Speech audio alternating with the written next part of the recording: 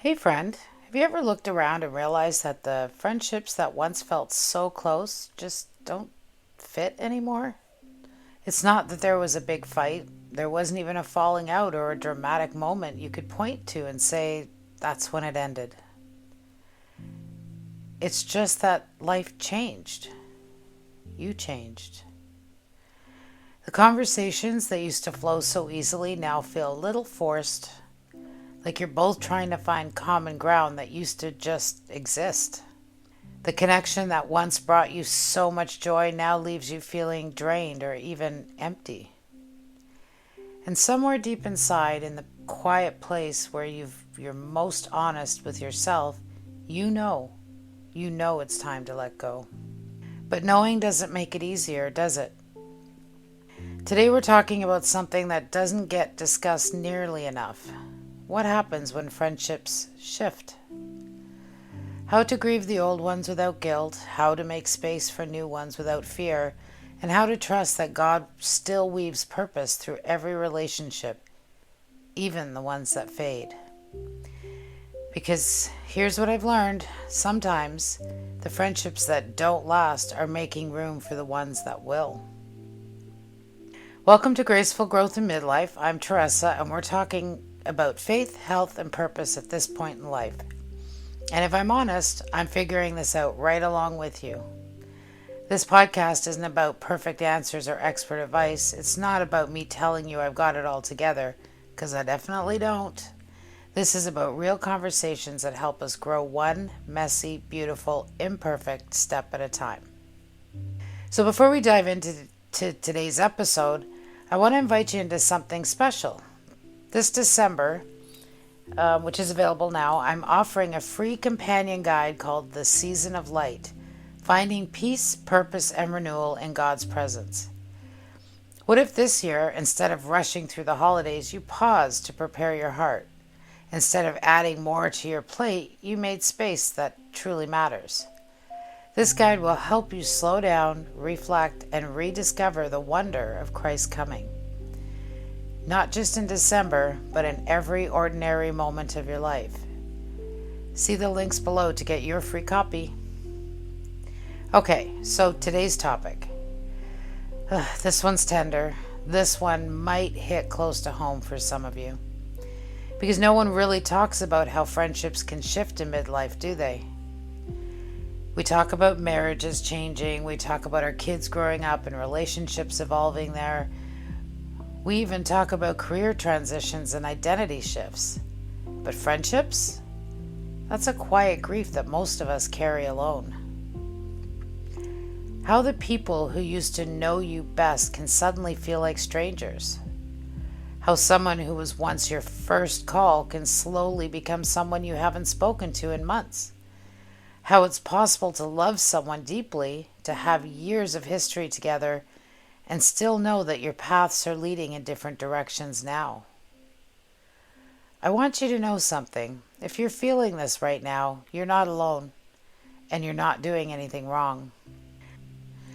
Friendship changes are one of the quiet ways God grows us.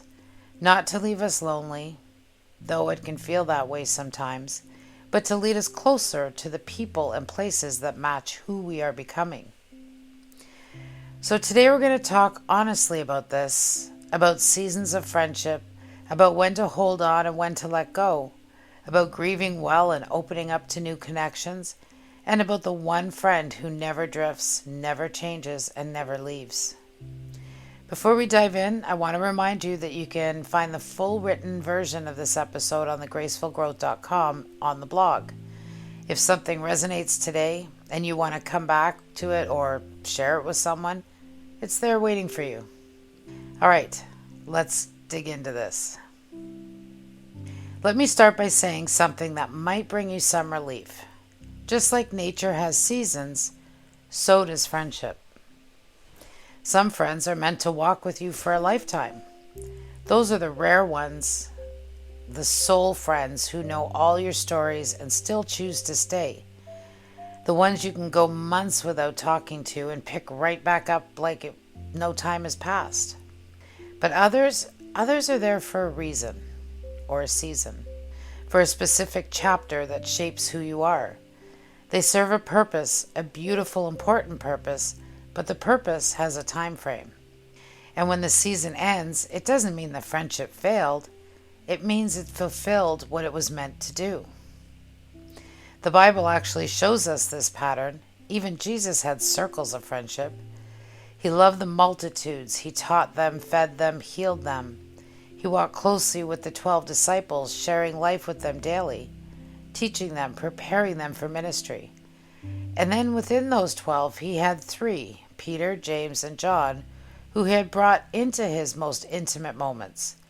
The Transfiguration, the Garden of Gethsemane, the time when he needed most support.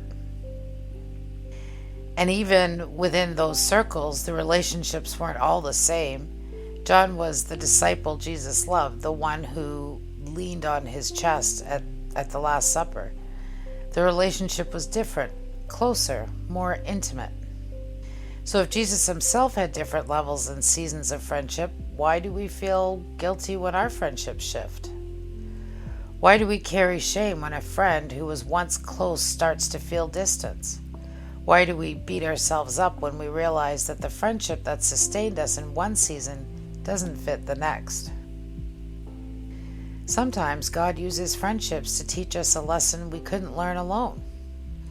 Maybe that friend taught you how to laugh again after a hard season. Maybe she modeled faith when yours was weak.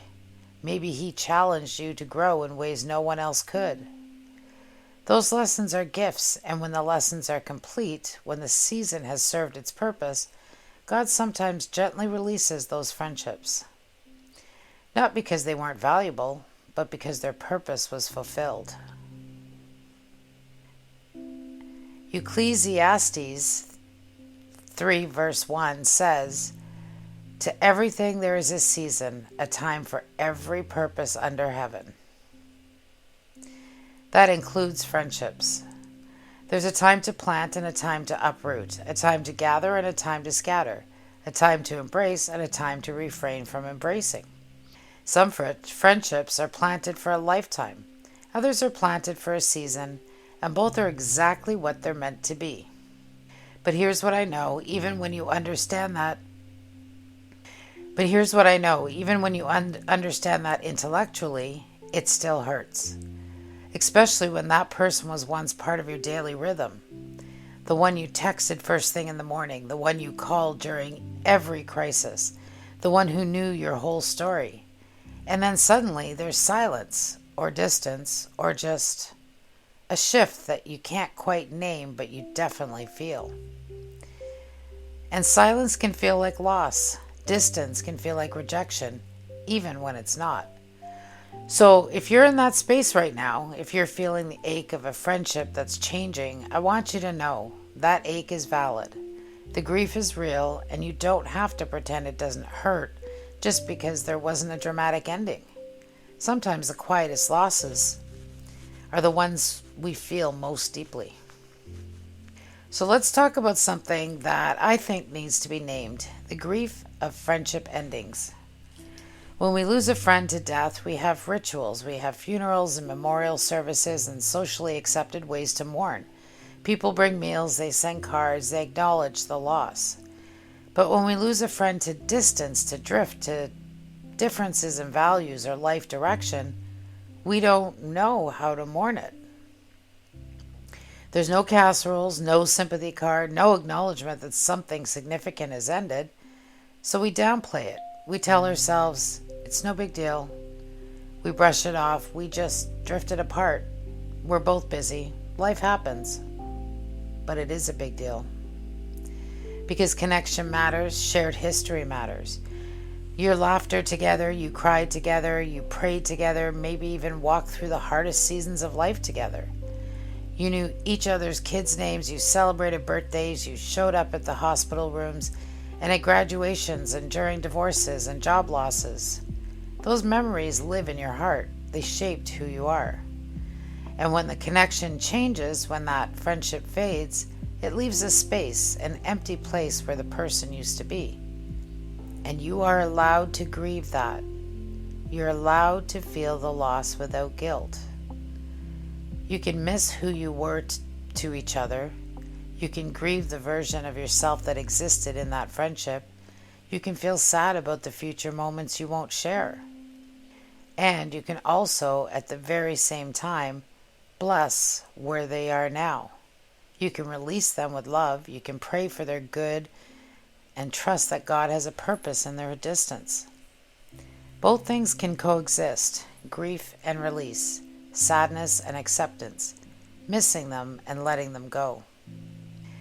Ecclesiastes 3:1 again reminds us, to everything there is a season, a time for every purpose under heaven. That includes a season of grieving friendships. The season is valid, it's holy even, because every friendship that mattered leaves a mark, and honoring that mark, acknowledging what was and is part of how we heal and move forward.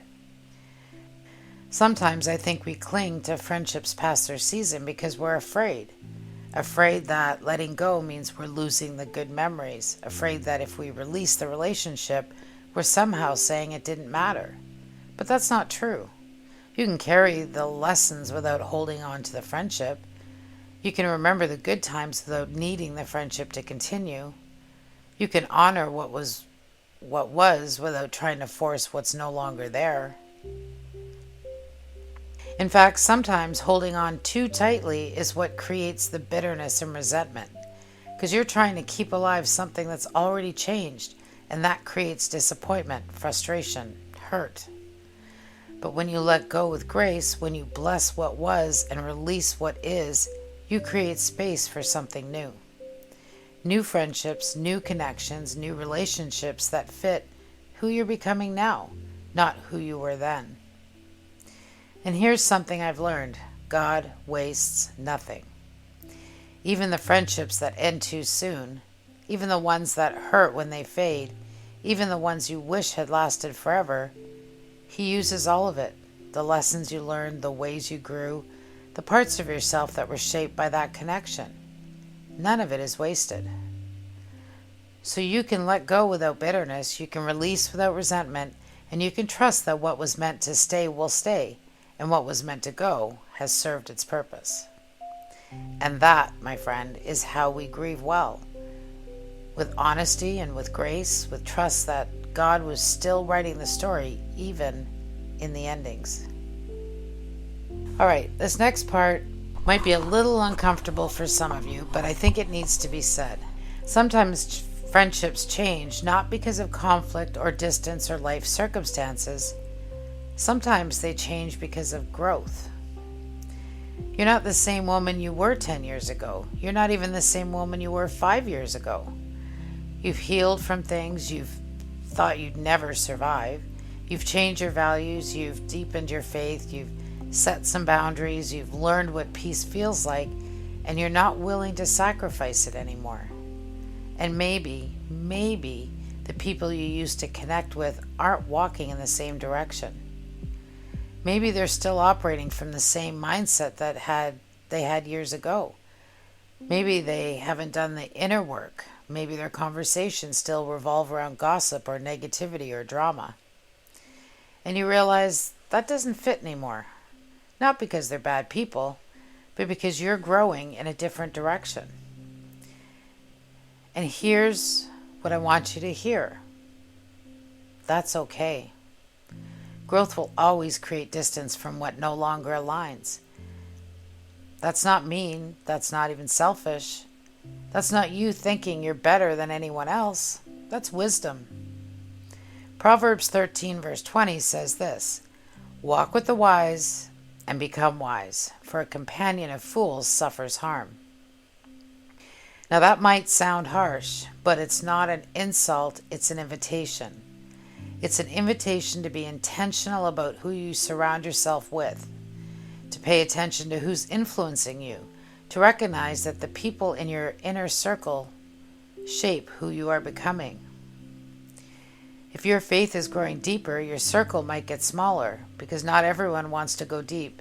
Some people prefer to stay at the surface. If your peace matters more than gossip, some conversations will naturally end, because you're no longer available for drama. If you're choosing healing, some relationships will resist that version of you because your growth makes them uncomfortable. It highlights the work they aren't doing. And you know what? That's not rejection, that's redirection. God doesn't remove people from your life to punish you. He removes them to protect your progress. He knows that certain relationships will hold you back, that certain connections will drain you, that certain friendships will keep you stuck in old patterns instead of moving forward into new ones. So when you feel that pull, that sense that a friendship isn't serving you anymore, don't ignore it. Don't override it because you feel guilty. Don't force yourself to stay in a relationship that's hindering your growth just because you have history. Now, I'm not saying you should just ghost people or be harsh or burn bridges unnecessarily. What I am saying is pray first. Before you make any decisions, bring it to God. Ask, Lord, is the relationship still serving your purpose in my life? Am I meant to stay or am I meant to create some distance? And then listen, really listen. And if you feel peace about creating space, even if it's uncomfortable, even if it's sad, trust that. Trust that God is making room for something or someone better suited for who you're becoming. And if the friendship does fade because of your growth, bless them anyway. Pray for them. Release them. You don't have to announce it. You don't have to have a big conversation. Sometimes you just quietly create distance and trust that God is repositioning both of you for your next chapter. Because here's the truth. The right people for this season of your life will celebrate your growth, not resent it. They'll cheer you on, not hold you back.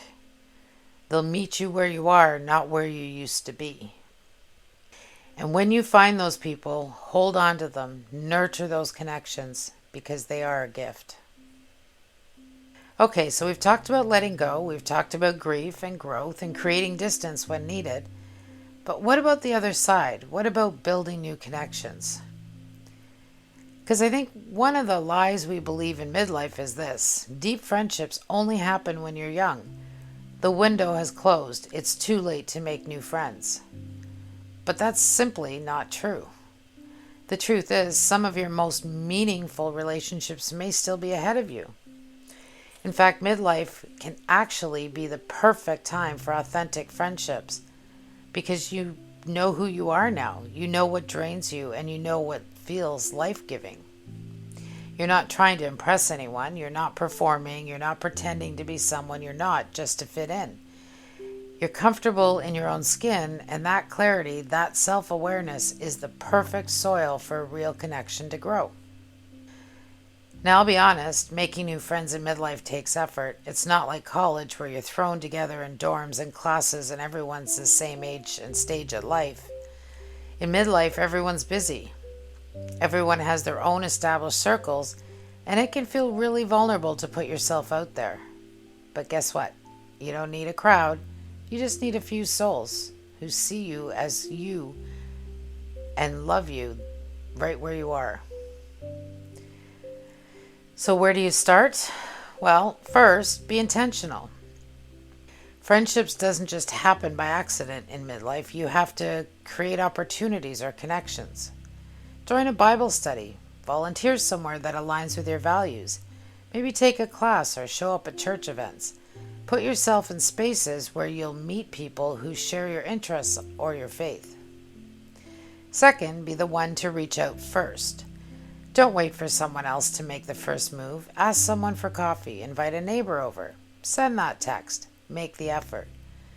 Yes, it's vulnerable. Yes, you might get rejected, but you might also make a friend. And isn't that worth the risk? And third, be patient. Good friendships, like gardens, take time. You can't rush depth. You can't force connection.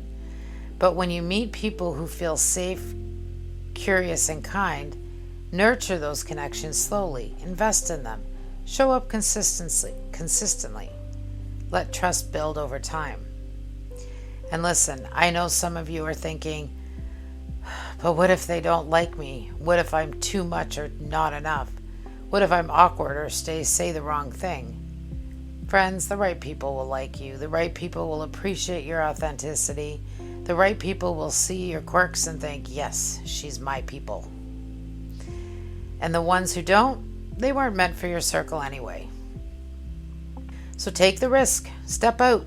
Be brave enough to show up as yourself. Because somewhere out there, there's another woman who's also wondering if it's too late to make new friends, who's also feeling lonely in her own life transitions, who's also looking for someone who gets it. And when you two find each other, it'll be worth every awkward first conversation, every vulnerable reach out, every time you almost talked yourself out of trying. Because real friendship, the kind that sees you and stays, is one of God's greatest gifts, and it's never too late to receive it. So before we close, I want to talk about the one friend who never drifts, never changes, and never leaves. Because even in seasons when the circle feels small, or the phone stays silent, or you're grieving friendships that have ended, you are never truly without companionship. Proverbs 18:24 says this: "There is a friend who sticks closer than a brother." That friend is Jesus. He never ghosts you. He never outgrows you. He never gets too busy or too distracted or too far ahead to remember you. When the circle feels small, he's still there. When you're lonely, he's listening. When you're grieving a friendship that ended, he's grieving with you. And when you're nervous about putting yourself out there and making new connections, he's right there cheering you on. He listens when you vent, even when you're venting about the same thing for the 100th time. Don't we, though? He comforts when you cry. He stays when everyone else walks away. And here's what I've come to believe. Sometimes God allows friendships to fade so we can learn to depend on him first. Not people, not approval, not validation from others, but his presence, his love, and his unwavering friendship.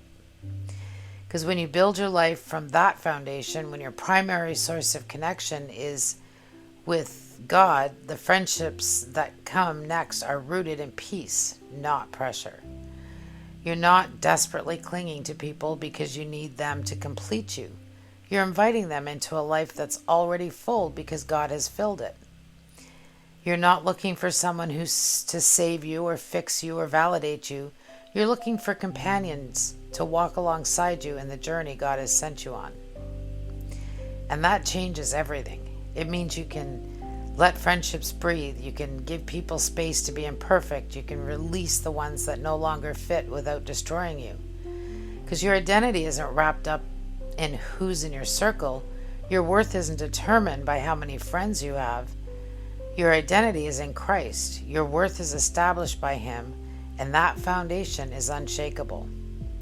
So yes, seek friendship, invest in relationships, be vulnerable and open to new connections. But never forget, even if every earthly friend walked away, you would still have the most faithful friend of all.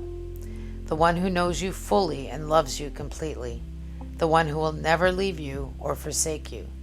The one who sticks closer than a brother. And that friend is the friendship that changes everything.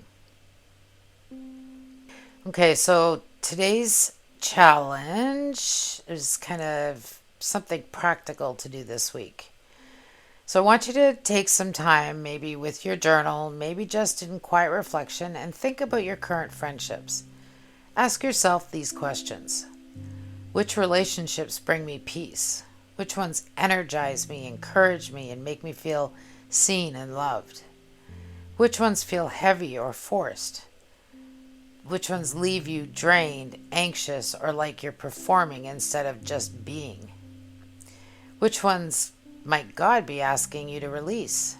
Not with bitterness or drama, but with grace and blessing. And which ones might he be asking you to renew or invest in more deeply? And then write down one prayer, just one simple prayer. Lord, Help me bless what was, embrace what is, and trust you with what's next. It's okay to miss people. It's okay to let go. It's okay to grieve. Just don't forget to make room, because new connections often enter once your hands are free. Okay, before we close, I want to share a reflection from the 30-day healing journey. This is a devotional I created to help you have intimate conversations with God, the kind that heal, transform, and deepen your relationships with Him. I'll be walking through each day here on the podcast so you can experience the full journey, but if you want the journal through these prompts and really go deeper, you can grab your copy at thegracefulgrowth.com. Okay, today's reflection is day 17, Seeking Peace. If you have ever experienced God's peace, you will know how truly amazing it is. It's a feeling of joy in knowing. Pray that the Holy Spirit fills you with peace and let God take the reins. This peace comes from building a relationship with God, trusting Him, and always seeking His guidance. We can't control what happens in our lives, but seeking God's peace will help you see it through a positive light and allow you to rest in knowing that He is in control.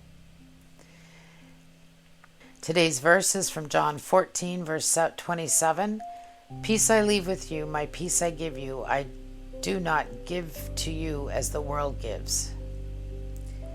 And here's your prayer. God, I seek your peace, a peace that surpasses all understanding. Help me find stillness in you. So without thinking, just kind of write down your first thoughts after you say that. Then take some time with the following. Find a quiet spot and sit in stillness for about 5 or 10 minutes.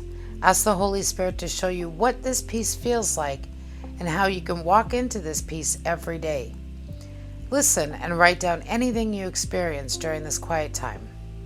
And then write down what peace looks like to you and how you can cultivate it in your daily life. So that's it. Use these reflections to set aside some time this week for an intimate conversation with God. Okay, friends, relationships are one of the ways God refines us. Every friendship, past, present, or future, plays a part in shaping who we're becoming. And even the ones that fade, they mattered, they shaped you, they served a purpose. So honor them, grieve them if you need to, but don't let them keep you from the connections that are still to come. If today's episode resonated with you, I'd love for you to do a few things. First, download my free Season of Light guide at thegracefulgrowth.com. This December companion will just help you find peace, purpose, and renewal in God's presence over the season. Second, head over to thegracefulgrowth.com and read the full written version of the blog. You can bookmark it, share it, or come back to it whenever you need a reminder. And third, if you're ready for a deeper transformation, download my free 7 Days of Healing guide. It's just a simple devotional journey that will help you start having more intimate conversations. You'll find the links all in the show notes below. And if you know someone who's walking through a friendship shift right now, someone who's grieving a connection that's changed, or wondering if it's too late to make new friends, would you share this episode with them?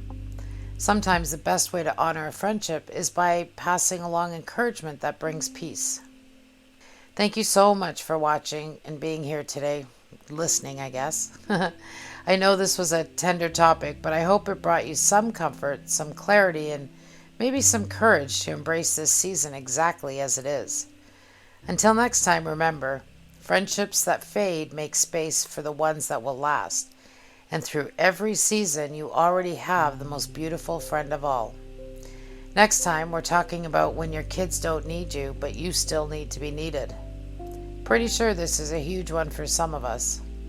So until then, take care. I'll talk to you soon, and God bless.